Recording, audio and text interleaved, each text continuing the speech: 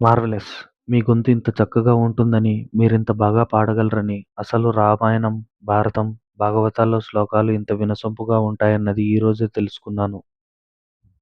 సరోజ గారు, థాంక్స్.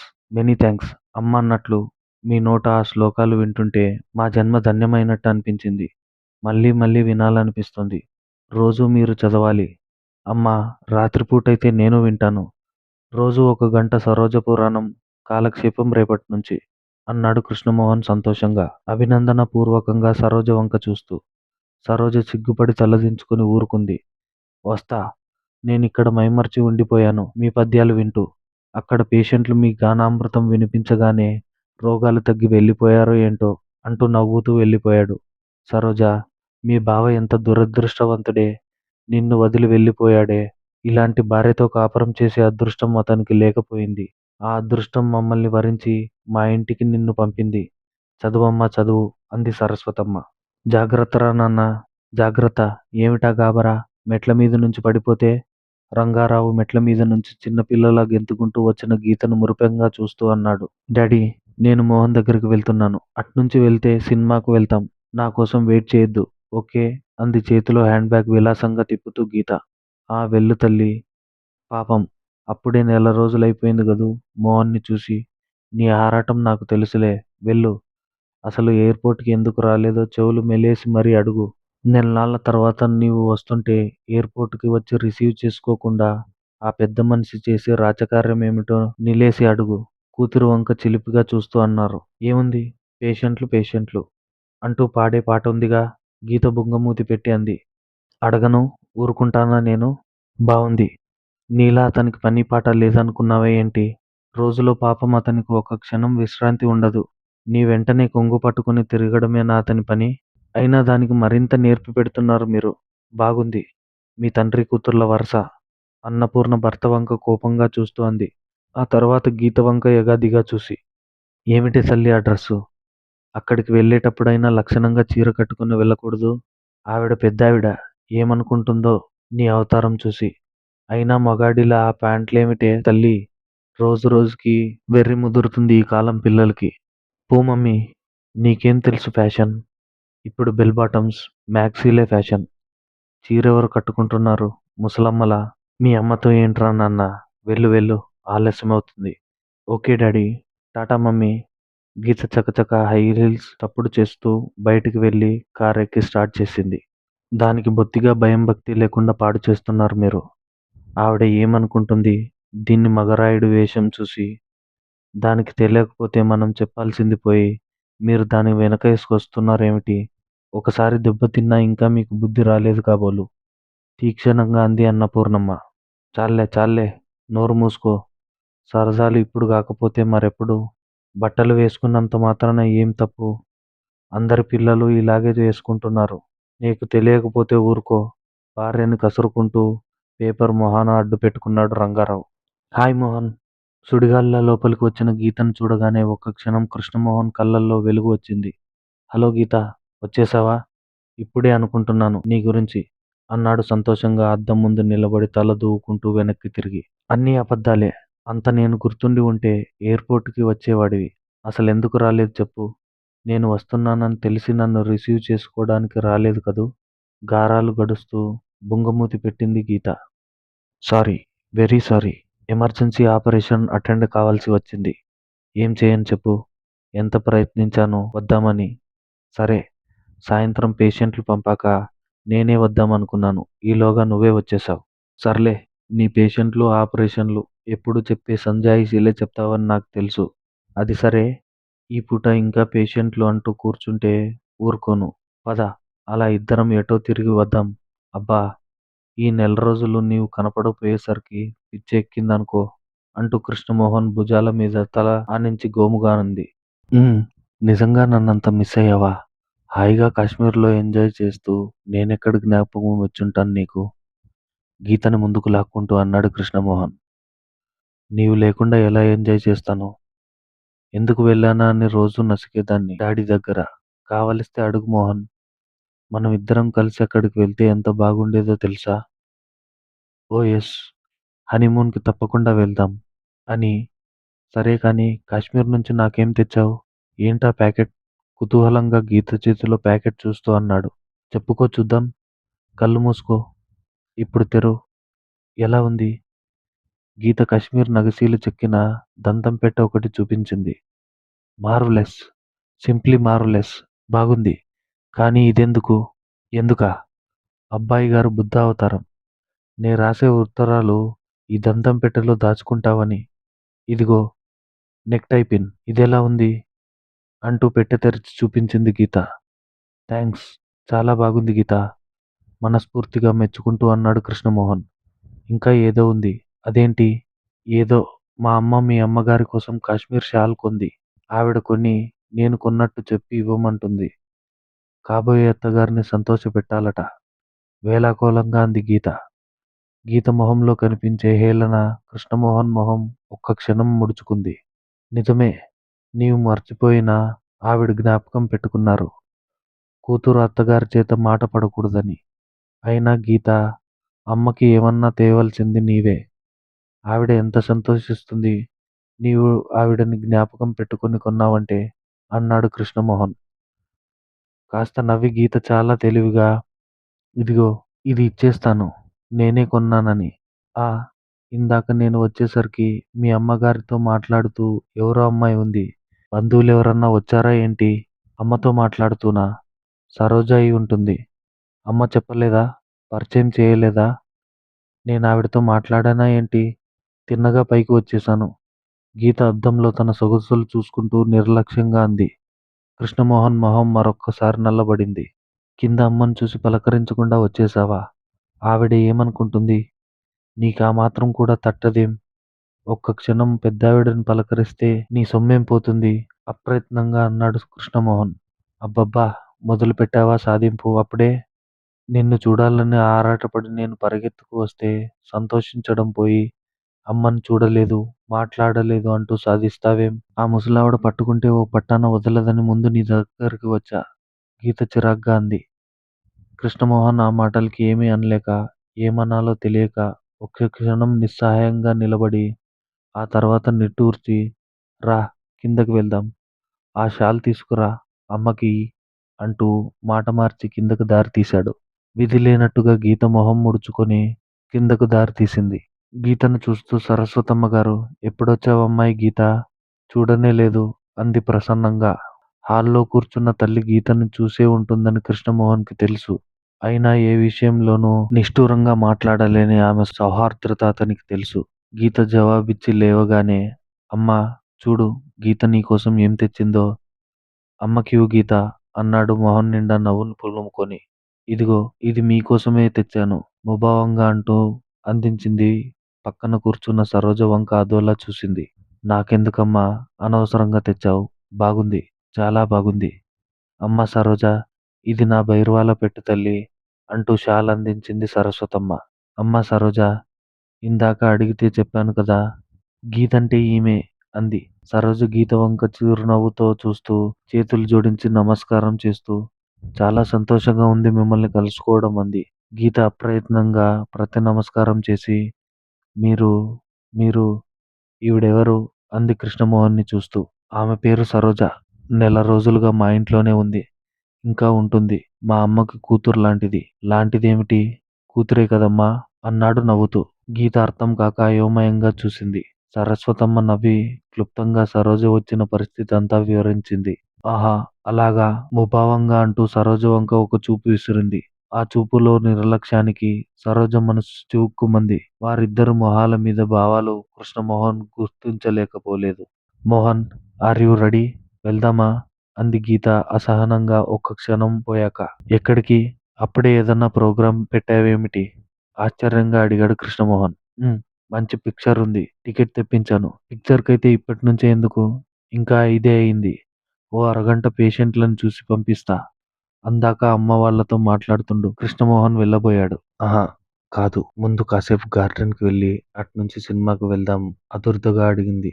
కృష్ణమోహన్ ఇబ్బందిగా చూశాడు. పేషెంట్లు కూర్చున్నారు. గీత ముఖం ముడుచుకుంది. ఎప్పుడూ పేషెంట్లు, మందులు, రోగాలు ఇవన్నీ ఎప్పుడూ లేవు కనుక ఆమె ముఖంలో అప్రసన్నత చూసి సరస్వతమ్మ, పోనీ ఈ పూటకి ఆస్పత్రి మానేయకూడదరా? ఆ అమ్మాయి సరదా పడుతుంది. నెల రోజుల తర్వాత వచ్చింది అంటూ కొడుకు వంక చూసింది. కృష్ణమోహన్ ఏదో అనబోయి నిస్సహాయంగా నవ్వి సరే పద తప్పుతుందా దేవిగారి ఆజ్ఞ అన్నాడు. గీత ముఖం వికసించింది. హుషారుగా ముందుకు నడిచింది. అమ్మా! మీరు కూడా రాకూడదూ? అంతా సరదాగా వెళ్దాం అన్నాడు సరోజ వంక చూసి. తల్లి సినిమాలు చూడ్డం మాని చాలా కాలం అయిందని అతనికి తెలిసినా సరోజ అక్కడ ఎదురుగా ఉండడం మాట వరుసకన్నా పిలవలేదని అనుకుంటుందేమో. సరోజని తమతో పాటు రమ్మంటే ఏమనుకుంటుందో, పిలవాలో వద్దో ఏ సంగతి తేల్చుకోలేక తల్లితో అన్నట్టు అన్నాడు. సినిమాలు నాకెందుకులే నాయనా, మీరిద్దరూ వెళ్ళండి అంది సరస్వతమ్మ. కృష్ణమోహన్ ఆ మాట అనగానే ఎక్కడ వస్తారో అన్నట్టు భయపడుతుంది గీత. సరస్వతమ్మ గారి జవాబు విని తేలిగ్గా నిట్టూర్చి ఇంకా ఉంటే ఏమంటాడో అన్నట్టు చేయి పట్టుకుని కమాన్ లెట్స్ గో అంటూ లాక్కెళ్ళినట్టే వెళ్ళింది. వెళ్తూ వెళ్తూ ఎందుకో సరోజ ముఖం చూశాడు కృష్ణమోహన్. ఆమె వారిద్దరినీ మెరుస్తున్న కళ్ళతో చూస్తుంది. ఆ కళ్ళల్లో ఎక్కడో దెబ్బతిన్న పక్షి బాధలన్నీ నీడలా కప్పిపుచ్చినట్టు అనిపించింది అతనికి. వారిద్దరూ కారెక్కి వెళ్లే వరకు అలా చూసింది సరోజ. కారు కదిలాక ఎందుకో సరస్వతమ్మ నిట్టూర్చి సరోజ వంక చూసింది. సరోజ చూపు ఆవిడ చూపు కలుసుకుంది. సరస్వతమ్మ గారి మొహంలో భారం ఏమిటో సరిగ్గా అర్థం కాలేదు సరోజకి. సరోజ మొహంలో కనిపించే ఆశ్చర్యాన్ని చూసి చప్పున ఆవిడ మొహంలో భావం మార్చేసింది. ఆయనే బ్రతికి ఉంటే ఈ పాటికి 6 నెలల క్రితం పెళ్లి కావాల్సింది. ఆయనకు ఆ అదృష్టం లేకపోయింది. ఆవిడ గొంతు రుద్ధమైంది. సరోజకి గీత ఆ ఇంట్లోకి కాబోయే కోడలని చెప్తుండేది సరస్వతమ్మ. గీతను చూసి సరోజ ఎవరని అడిగిన ప్రశ్నకి సగంలో ఆగిపోయిన ఆ సంభాషణ గుర్తుకు తెస్తూ మరి పెళ్ళెందుకు వెంటనే చేయకుండా ఇన్నాళ్ళాగిపోయారు? ఆశ్చర్యంగా అడిగింది సరోజ. ఏది? పెళ్లి సంబంధం నిశ్చయమైంది. తాంబూలాలు పుచ్చుకొని మరో నెల 10 రోజుల్లో ముహూర్తం పెట్టుకున్నారు. ఆలోగానే ఆయన పోయారు. ఆయన సంవత్సరీకాలు వెళ్లకుండా కొడుకు పెళ్లి ఎలా చేస్తాం? సంవత్సరీకాలు కాగానే ముహూర్తం పెట్టించాలి. ఓహో! అదా సంగతి. మీరెప్పుడూ చెప్పనేలేదు. కోడలు సిద్ధంగా ఉందని నవ్వుతూ అన్న ఆమె మాటలు ఆమెకి ఎందుకో పేలవంగా అనిపించాయి. ఏది? ఈ నెల్లాళ్ళు ఎండాకాలం గీత వాళ్ళ అమ్మా నాన్నతో కశ్మీర్ వెళ్ళింది. ఆ అమ్మాయి వచ్చిపోతుంటే చెప్పాలని తట్టేది. ఏమిటో ఆ విషయం గుర్తుకే లేదు. ఆవిడ చక్కగా ఈ ఊళ్ళోనే ఉన్నారు. పెళ్లి కాకపోతేనేంలెండి. హాయిగా తిరుగుతూనే ఉంటారనుకుంటాను. మీ కోడలు మంచి మోడ్రన్ గా ఉన్నారు. గొప్పింటి పిల్ల కదూ. వారి నాన్నగారు ఏం చేస్తారు? ఉమ్, గొప్పింటి పిల్లే. అందులో ఒక్కతే కూతురేమో. ముద్దుకేం లోటు లేదు. ఇంట్లో ఆడిందే ఆట పాడిందే పాట. అదృష్టవంతురాలు. మీలాంటి అత్తగారు, మీ అబ్బాయి లాంటి మంచివారు భర్త కావడం నిజంగా ఆ అమ్మాయి అదృష్టం. సరస్వతమ్మ అదోలా నవ్వింది. ఆ నవ్వులో ఏదో వెలితి కనిపించింది సరోజకి. గీత కృష్ణమోహన్ వారిద్దరినీ చూస్తుంటే సరోజకి ఎందుకో గీత పట్ల అదో రకం ఈర్ష్య లాంటిది కలిగింది. తనని అంతగా ప్రేమించిన తన బావని గీత తీసుకుపోయినట్లు ఆమె మనసు బాధపడింది. తన వస్తువేదో అన్యాక్రాంతమైనట్లు ఆమె మనసు నొచ్చుకుంది. కృష్ణమోహన్ ఇంట్లో తిరుగుతుంటే తన కళ్ళ ముందు బావ కదలాడుతున్నట్టే ఉంది. అతని కాఫీ అందిస్తూ, అతని వస్తువులు సర్దుతూ, అతనికి స్వయంగా పలహారం పెడుతూ, తనకి దూరమైపోయిన బావని అతనిలోనే చూసుకుంటున్నంత అదో రకం తృప్తి ఉంది ఆమెకి ఇన్నాళ్ళు. బావ ఎటూ పోలేదు. ఈ రూపంలో తన దగ్గరే ఉన్నాడన్న సంతృప్తి ఆమెకు ఉండేది. రోజు రోజుకి కృష్ణమోహన్ దగ్గర చనువు పెరుగుతున్న కొద్దీ కృష్ణమోహన్ తనకి చేరువవుతున్నట్లు అనిపించేది. సరోజను ముందు మీరు అని పిలిచేవాడు. ఒకరోజు తనే నన్నంత మర్యాద చేయనక్కర్లేదు. సరోజ అనండి చాలు అంది. సరస్వతమ్మ కూడా నీకంటే చిన్నది. మన ఇంట్లో పిల్లలా తిరుగుతుంది. నీ చెల్లెల్లాంటిది. మీరు అంటూ ఏమిటా పిలుపు? సరోజ అంటూ పిలు అంది.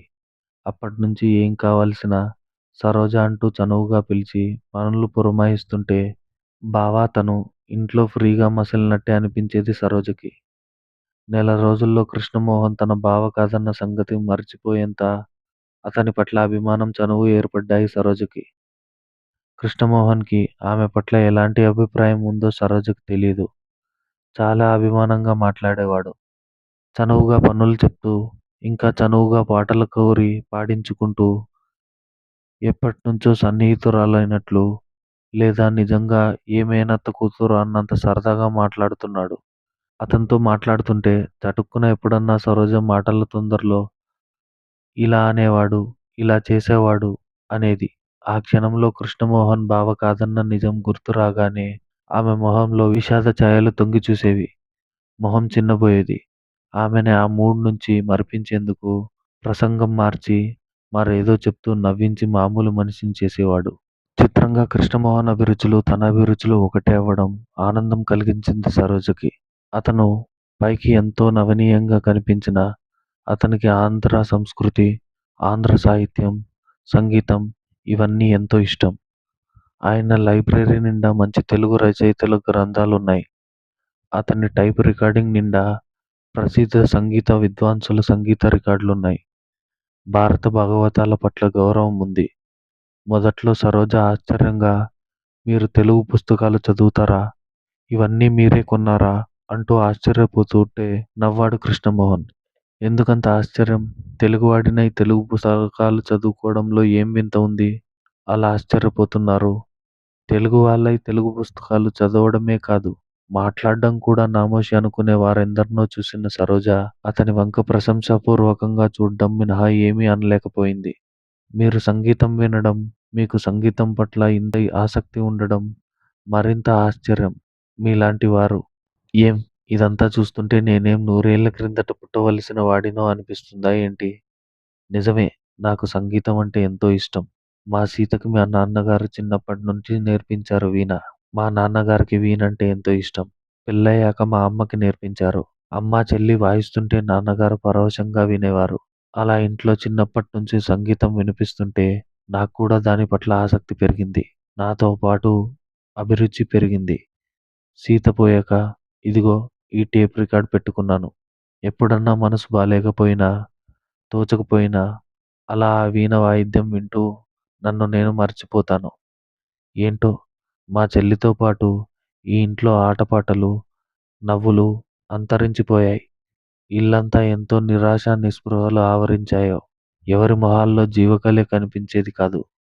ఆ తర్వాత నాన్నగారు పోయాక ఈ ఇల్లు శ్మశానంగా తయారైంది పూర్తిగా. మళ్ళీ కాస్త ఇప్పుడు నీవు వచ్చిన ఈ నెల రోజుల నుంచి కాస్త జీవకళ తొంగి చూడ్డం ఆరంభించింది. ఎంత ఐశ్వర్యం ఉంటే ఏం లాభం? కొందరి జీవితాలు ఇంతే అనేవాడు విషాదంగా. అలాంటప్పుడు అతన్ని దగ్గరికి తీసుకుని ఓదార్చాలని, నేనున్నాను నీకు అని చెప్పాలని ఎంతో అనిపించేది సరోజకి. రోజులు గడుస్తున్న కొద్దీ అతని పట్ల అభిమానం, ఆత్మీయతే కాక మరేదో భావం కూడా సరోజని వశపరుచుకోసాగింది.